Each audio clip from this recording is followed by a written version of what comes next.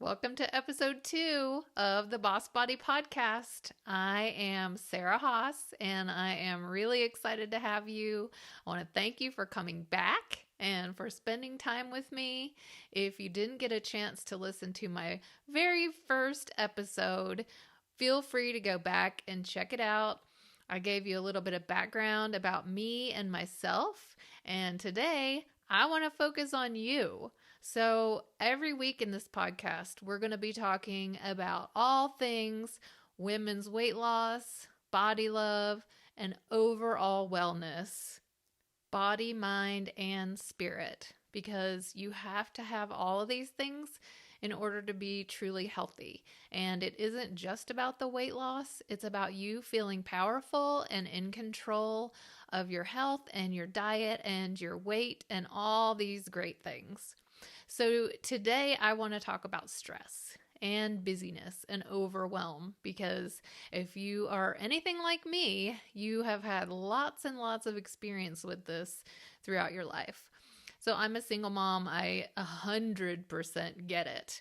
I also am an entrepreneur, so I work full time, and I understand the overwhelm, and I understand how busy your schedule is every day. You're juggling all the things. You've got kids to get to school and get to their practices, and you've got a career, or maybe you're in school and then you have a spouse or a partner and you're trying to take care of your home and then also deal with family issues and volunteer work, things in your community, whatever you're involved with. I know that you are super busy, and I know that stress plays a big part in this. And I want to tell you that when I was a new mom, when my kids were a little bit younger, they're teenagers now, I was very much a helicopter parent. So I thought I had to do it all for them, be there for every single thing, take care of everything for them. And thankfully, over the years, I've realized that that doesn't serve me and that doesn't serve them either. And I've been able to make really good changes in my life. And so I want to encourage you that you can absolutely do these things as well. So first of all, I want to talk about why stress keeps you holding on to weight and makes it very, very hard to lose weight. So let's talk about cortisol. Cortisol is the stress hormone.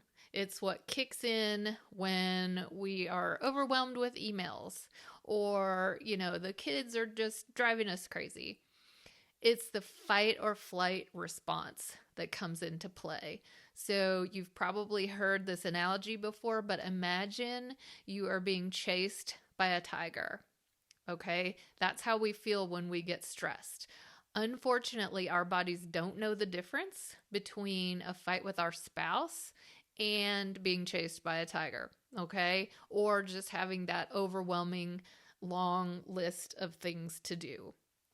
So this response kicks in and our cortisol levels shoot up. Every single emotion that we feel in our minds translates into an actual physical response in our body. So if we're being chased by a tiger, all these things would happen. Your heart rate increases, your breathing shallows and gets quicker, your eyes dilate, and all these hormones get released that help us to be strong and fast. You might have heard the story of the mom or the wife whose car falls on top of her husband, and she's able to get this superhuman strength and run out there and lift up that car. And that is because that fight or flight response kicked in and you're superhuman for just a minute.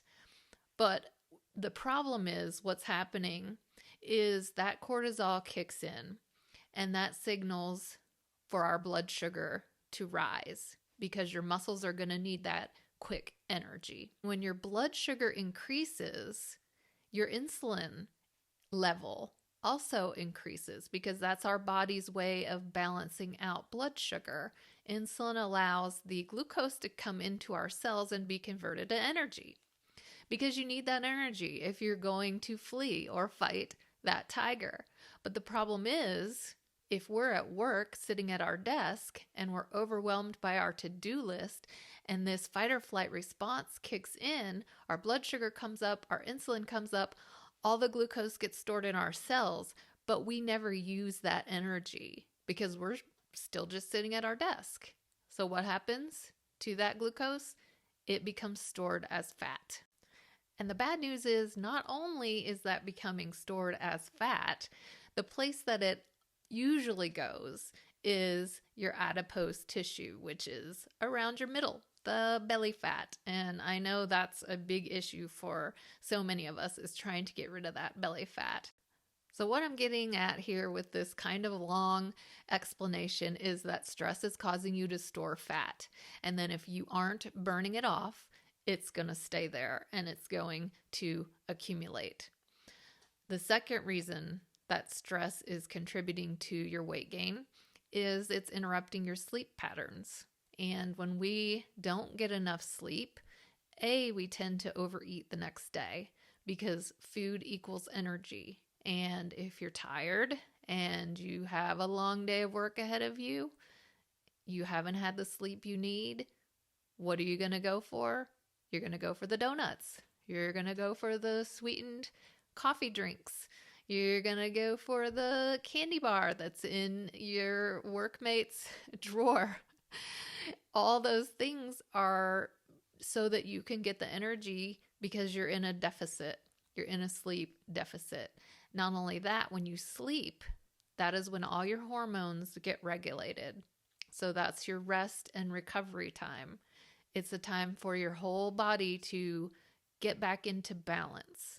And if your body doesn't get that chance to do that, all your hormones are going to kind of be out of whack. And as we know, as women, when your estrogen isn't right, when your progesterone isn't right, all that plays into weight gain and holding on to fat. Reason number 3 that stress causes you to both gain weight and hold on to weight is that food is often a comfort for us. Food is mood boosting. It releases those feel-good chemicals in our brain, the serotonin, the chemicals that are released when you feel good and when you feel happy and when you feel calm. So if you are stressed, we all need to feel good. We all want to feel good. And when we don't feel good, we're automatically going to be drawn to those things that have worked for us in the past. So you may even be doing this subconsciously, or you may be very well be doing this consciously. But when you feel overwhelmed and you need something to bring you back down, to calm you down, you are probably reaching for food. And a lot of times it's the less than healthy food because it's the sugar and those empty processed carbs that give us those feel-good emotions. So the question is, what do we do about it? What do we do about stress? You feel like you have to do all these things that you're doing. Of course, you can't neglect your kids. You want to spend time with your partner. You want to keep your house nice. I understand that. But what you need to do is prioritize your own stress relief. And this can take literally only minutes out of your day, and it can make a huge difference. So the fight or flight response that I was talking about earlier is your sympathetic nervous system cranking up into high gear. And in order to balance that out, we need to activate our parasympathetic nervous system. Whew, that's a mouthful. But that is your rest, that's your rejuvenate, that's your digest. So activating that is key to breaking that fight or flight cortisol cycle. So think about what you could add into your day that will bring you back down and calm you besides food and sugar and caffeine. Meditation is an awesome tool, and some people are scared away by even the word meditation because it seems hard and scary and overwhelming, but it doesn't have to be. A meditation can be as little as a 5-minute break just to breathe, just to inhale and exhale deep breaths. It makes a huge difference in lowering that heart rate, in calming your entire nervous system down. It could be just alone time. It could be spending 30 minutes after work or after the kids go to bed, whatever, reading a book, doing something you enjoy.